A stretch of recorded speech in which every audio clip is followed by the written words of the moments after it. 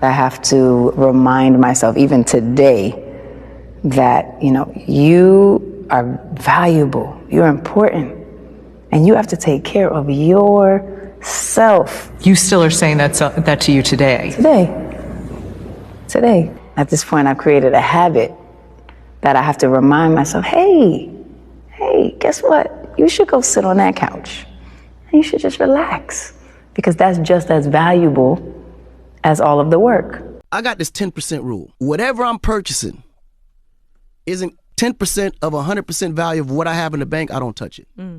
So in other words, let's say hypothetically, if you have a car that you want to buy for $100,000. Right.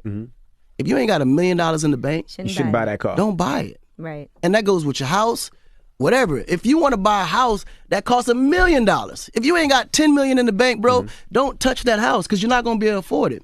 My mom's thing is a 72-hour rule. I mean, it happened years and years and years ago when, the first time I ever had it was just when the internet, blog gossip culture was happening, and they had edited some picture of me and my cousin or something, and I was like, oh, this is it. Oh man, everyone's gonna believe this. Look at the edit. It's some crazy, I forget what it even was, but my mom said to me, she said, you know what? She said, you'll go to sleep tonight, you'll wake up and it'll still bother you, then you'll go to sleep again and you'll wake up and it'll bother you a little less.